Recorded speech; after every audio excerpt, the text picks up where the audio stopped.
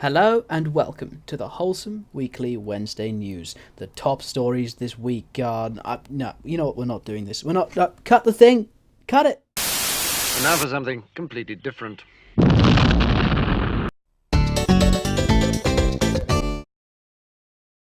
Hello, Happy New Year, and welcome to the first edition of the Wholesome Weekly Wednesday News. I hope you're having a marvellous week. You're probably here to see if anything nice is happening this week on this planet that we're constantly told is horrible.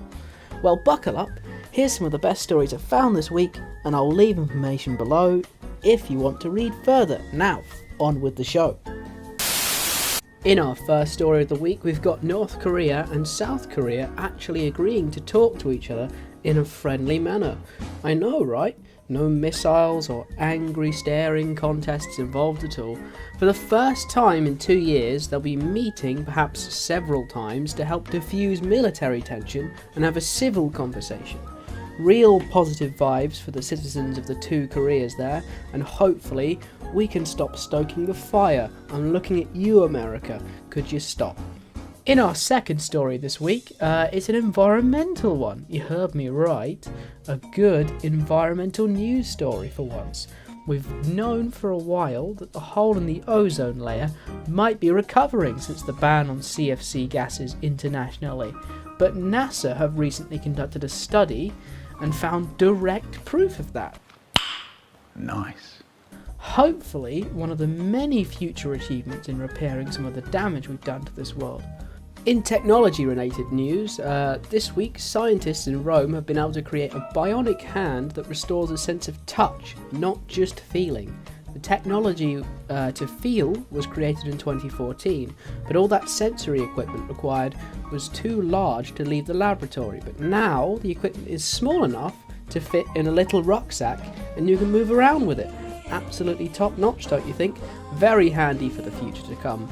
Pun slightly intended.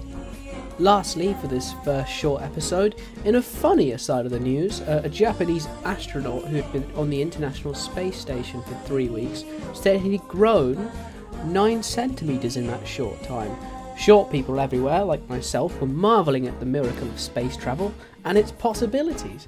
Well, that was until this morning when he came out and said he'd measured it wrong and it was just 2 centimetres.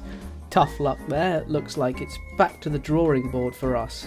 And the final segment today is Doggo of the Week.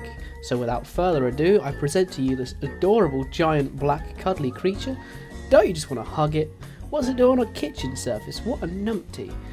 Now this was sent to me by my friend, and I asked whether there was some context for this picture or if he had encountered this dog himself. He told me that, while the dog has certainly been encountered, yes, it's getting him off the counter that will be trickier. It took me several minutes to get over how bad that pun was. Anyway, that concludes today's news. There's plenty of good news out there, so keep your eyes open and your smiles wide but not creepy. I've been your host, Jonathan. Have a wonderful day, and I'll see you next week for some more Wholesome Weekly Wednesday News.